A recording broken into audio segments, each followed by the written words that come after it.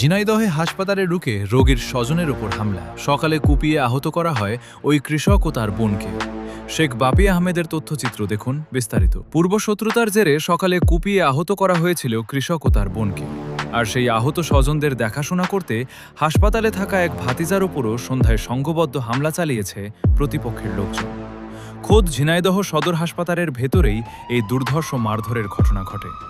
পরে হাসপাতালে স্টাফ ও নার্সদের সাহসী হস্তক্ষেপে হামলাকারীদের হাত থেকে রক্ষা পান ওই যুবক। সোমবার সন্ধ্যা ৭টার দিকে ঝিনাইদহ সদর হাসপাতালে এই চাঞ্চল্যকর ঘটনা ঘটে। জানা যায়, আহতদের দেখভালের জন্য ভাতিজা হাসপাতালের ভেতরে অবস্থান করছিলেন। এ সময় হঠাৎ প্রতিপক্ষের লোকজন সেখানে উপস্থিত হয়ে তাকে বেধড়ক মারধর শুরু করে।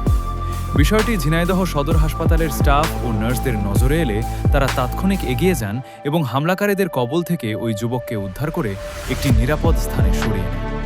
এর আগে সোমবার সকাল 6:30টার দিকে ঝিনাইদহ সদর উপজেলার দহাকুলা গ্রামের পাকা রাস্তার উপর প্রথম দফার এই সশস্ত্র হামলার ঘটনা ঘটে।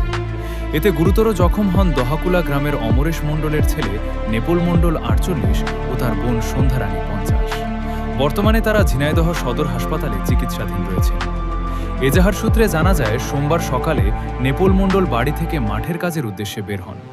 তিনি স্থানীয় শ্যামল মণ্ডলের বাড়ির সামনে পৌঁছালে আগে থেকে ওত পেতে থাকা বারিক বিশ্বাস, রহমান ও জাহাঙ্গীর সহ একদল সশস্ত্র ব্যক্তি তার গতিরোধ করে। অভিযোগে বলা হয়েছে, ১ নম্বর আসামি বারিক বিশ্বাসের নির্দেশে ২ নম্বর আসামি রহমান রামদা দিয়ে নেপোল মণ্ডলের কপালে ও মাথায় সজোরে করল। এতে তার মাথার হাড় কেটে গুরুতর রক্তক্ষরণ হয়। এরপর অন্যান্য আসামিরা ডাসাদা, হাসুয়া ও লোহার রড দিয়ে শরীরের বিভিন্ন স্থানে আঘাত করে তাকে রক্তাক্ত করে।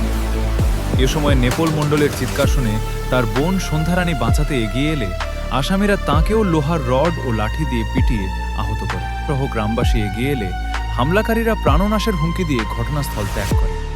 পরে স্থানীয়রা আহতদের উদ্ধার করে দ্রুত হাসপাতালে ভর্তি করেন। সকালের হামলার ঘটনায় ভুক্তভোগীর ভাইপো দীপঙ্কর মণ্ডল বাদী হয়ে ১৩ জনের নাম উল্লেখ করে ঝিনাইদহ সদর থানায় একটি লিখিত এজাহার দায়ের করেছেন। মামলার বাদী দীপঙ্কর মণ্ডল বলেন, আসামিরা পূর্ব পরিকল্পিতভাবে আমার কাকাকে হত্যার উদ্দেশ্যে হামলা করেছে। ধারালো অস্ত্রের আঘাতে তার অবস্থা আশঙ্কাজনক। আমরা থানায় এজাহার দিয়েছি এবং প্রশাসনের কাছে এই নৃশংস হামলার সুষ্ঠু বিচার ও আসামিদের দ্রুত গ্রেফতারের দাবি জানাচ্ছি। ঝিনাইদহ সদর থানা পুলিশ জানিয়েছে, ঘটনার বিষয়ে একটি লিখিত অভিযোগ পাওয়া গেছে। তদন্ত সাপেক্ষে দোষীদের বিরুদ্ধে আইনগত ব্যবস্থা গ্রহণ করা হবে। এদিকে সকালে গ্রামে এবং সন্ধ্যায় খোদ হাসপাতালের ভেতর হামলার ঘটনায় ওই এলাকায় এবং ভুক্তভোগী পরিবারে চরম আতঙ্ক ও থমথমে অবস্থা বিরাজ করছে। আমার নাম নেপোল মণ্ডল, দহাকুলা, পিতা অমরেশ মণ্ডল। ঘটনা ঘটেছিল, আমি মাঠে যাচ্ছি সকালবেলায়, ওরা আপাচাপ বৈকল থেকে তাবর দিয়ে এসে আমার মারধর করেছে। আপনার মারার কারণ থেকে ওই আগের দিন জল ওই একজনের জমির উপরে ৪ বিঘে জমির উপরে তার জমিটা কাটা না ধানের জমি, ধান কাটা এ যে নাকি নালি কেটে দিয়েছিল। নালি কেটে দিদি এই নিয়ে আর কি তোর ই করে ওরা তর্কাতর্কি করে পরে আমার মারিছে। আমি সামাজিক দল করি, তাই আমার মারিছে।